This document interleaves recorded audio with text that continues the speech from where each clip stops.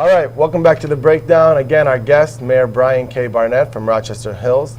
And we were just talking trash about, kind of really going through some of the awesome things that the city has done and the city's accomplished. Now, you recently, had a little run-in with Madonna, if you will, right? Yes. She's from the city. She is, yeah. Right, and she's your biggest fan, or? Well, we're working through it. Right. We're working through it. Yeah. So she was on the Howard Stern show. Okay. And she said some remarks in advance of her Rebel Heart tour that she didn't like where she grew up, that the people were simple and provincial, and I heard those, and I took them the wrong way. Obviously, I consider myself a strong proponent and hopefully the city's biggest cheerleader. So I went home at night, penned a little letter at my computer, and sent her an open letter. And I sent it to our 2 little local newspapers, and I thought that'd be the end of it. And of course, as you know, for the next spiraled week, out of control. It went viral. Saw you on CNN. We did CNN, Fox, Howard Stern, Wendy Williams, E! Entertainment, just about every news program. We ended up on 6 continents. We ended up in 55 countries. Wow. And if you Google our 2 names together, you get something like 150,000 hits now, Wow. whereas 4 months ago you would have gotten 0. Right. But the point was not that we would ever change Madonna's mind, and we honor her. She's in our Community Hall of Fame. She's there. But we wanted other people who are going to be introduced to our city, Right. not to know her perspective, Right. but what we feel as a community. Sure, but you changed your mind. Well, we did. We did. She came out just before she came in concert here locally last month. She said that she was misunderstood, that she appreciated her upbringing, and I just simply went to Twitter and put #progress. All right, beautiful, beautiful. So she didn't come visit you at City Hall? She did not. No. Okay. Did you go to the concert? Did not. I did not. But listen. If she calls me to have lunch, I'll be available. Yeah, wonderful, yeah. Good. All right, good. So lots of cool stuff you guys have done, and I want to talk a little bit about our viewer base, and our viewer base is the Middle Eastern community, Sure. Which is a very tightly knit community, great community. We believe in our history and our culture. And have you been to the Middle East before, right? I have. I was there a few years ago on a delegation with from behalf of the U.S. Embassy and the Saudi royal family. We went to Saudi Arabia with 7 other U.S. mayors. Wow. And we spent time in 3 different places in Saudi and the Kingdom of Saudi Arabia, and had a wonderful experience. It was my first experience in the Middle East. We were there and got to meet all sorts of members of the royal family, toured 3 of their major cities, and got to meet and understand a little bit more about the culture and the Sure. people.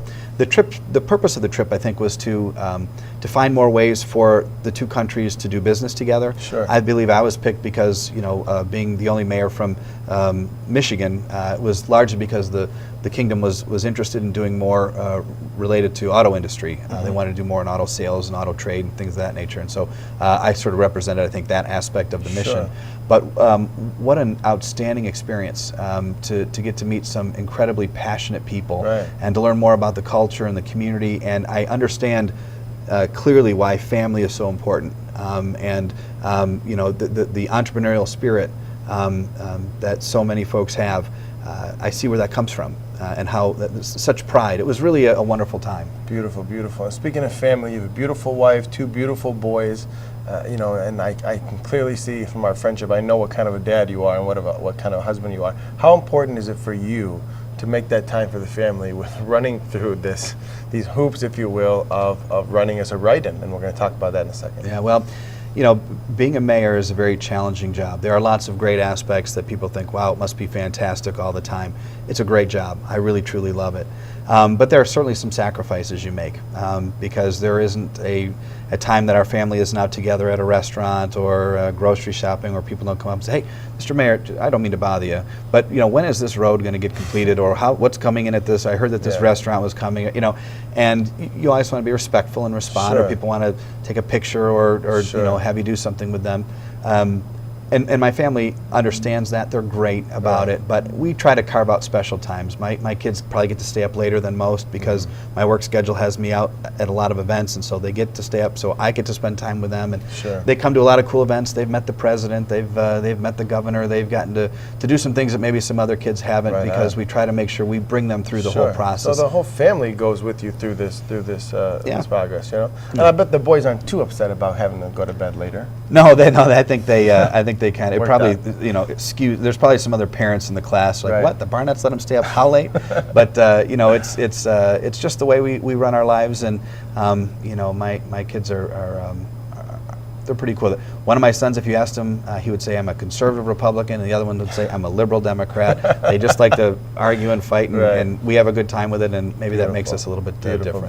Beautiful. So, you got an election coming up. You're running as a write-in. Tell me why. Well, in the city of Rochester Hills, every city is governed by their charter, so every city has kind of unique election rules associated with it.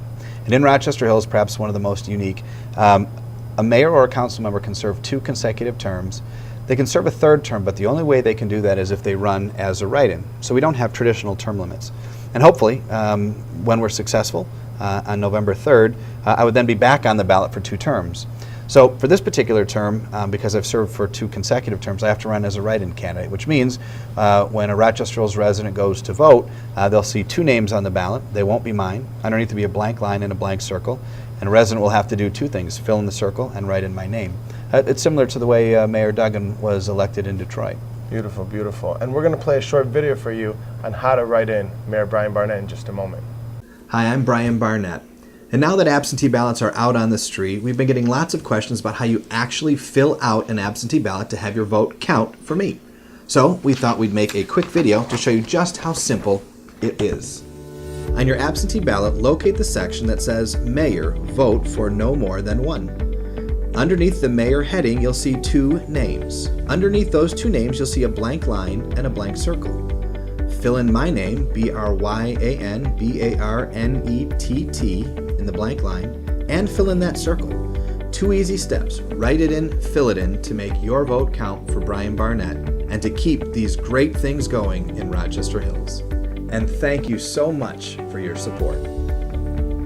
Welcome back to The Breakdown. We're here with Mayor of Rochester Hills, Brian Barnett, and we were just talking about some of the cool things the city's done, some of the cool things that you've been able to take the city through, and we really, as a resident of the city, it's been awesome to see you there. I personally would love to see you stay as the mayor, but I think it's important today that we get an opportunity to share with the rest of the community why you feel that you should be, what you've accomplished exactly over the last 8 years, and what makes you an awesome mayor, and you got to convince these guys to vote for you, and why. It's a great question. Why do you deserve to be returned to office? And you can talk about a lot of things, but when you are currently elected, you just essentially point to your record.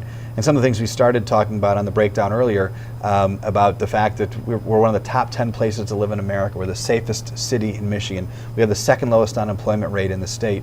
We have the second fastest rising property values in the state. A community would be happy to win any single one of those awards, but in Rochester Hills we've been awarded all of those awards. And so I think in large measure we're performing.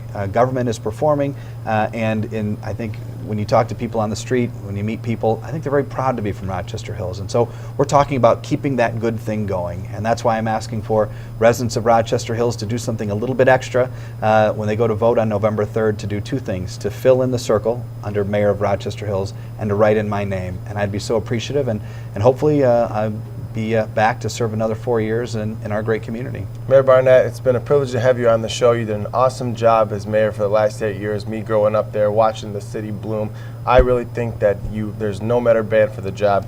Good luck in your campaign, sir. Thank you so much for being with us today. Thanks for having me. I appreciate it. All right, we'll be back next time on The Breakdown. I'm Zaid OCT, your host. Have a great night.